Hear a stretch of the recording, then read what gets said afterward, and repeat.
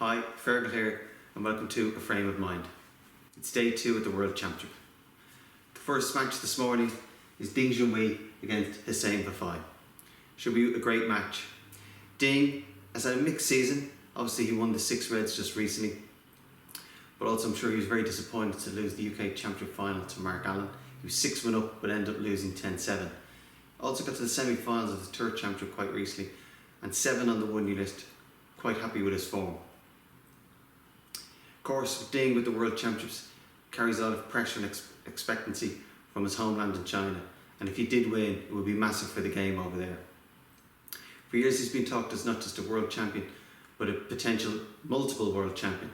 I think it was Peter Ebdon years ago when Ding was very young said that Ding would win 10 world titles. As it stands, he hasn't won one, and to be honest, I don't think he will.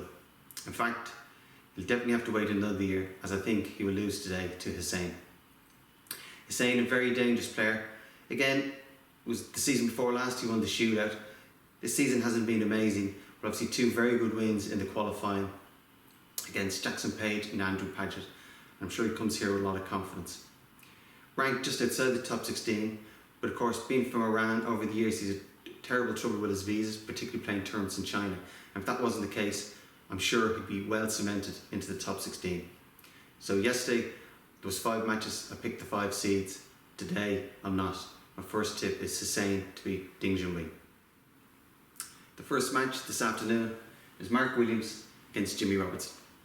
Jimmy Robertson hasn't had the best of seasons. He's had 4 last 32s and 1 last 16. He's ranked 37 on the 1-year list, but officially ranked 25. He had 2 very good wins to qualify for the Crucible, including a great 10-2 win over Anthony Hamilton to qualify. He's never won a match at the Crucible, and if he wants to break that duck, there's far easier matches than Mark Williams. Mark, one of the legends of the game. I have him as 5th on the all-time list of greatest players, a 3-time world champion, 2000, 2003 and 2018. That old Steve Davis quote, "To play as if it means nothing when it means everything," typifies Mark Williams. I remember myself playing him in the year 2000 in the quarterfinals, the year he went on to win it. And he was 5-3 ahead, and as we got called from our dressing room to go into the arena, him and his pal were shouting at the window with people going by. That gave me a great sense of confidence, thinking he was distracted and wouldn't be focused. Within a minute we entered the arena, and 20 minutes later he'd knocked in 2 centuries and was 7-3 up.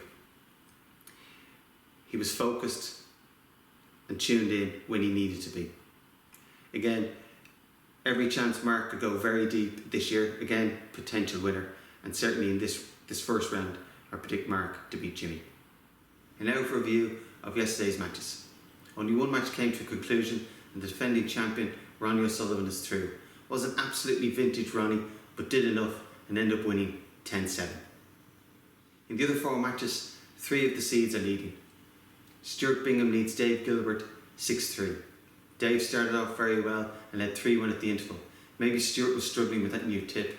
It's obviously bedded in as he came on strong to lead 6-3. It's going to be very hard for Dave to come back. Not only is he 3 frames behind against a really good front runner, but the fact that he's never beaten Stewart before in 12 attempts, has he got the self-belief to overcome that deficit? I doubt it. Also leading 6-3 is Luca Purcell against Ricky Walden. It was 2-all at the interval. Luca started to play a lot better and leads 6-3. Of course, Luca has never won a match at the Crucible, so that will bring its own pressures today. Also, it's going to be hard to see how Ricky Walden is able to change the dynamics of this match. Both very similar players, fluent and attacking.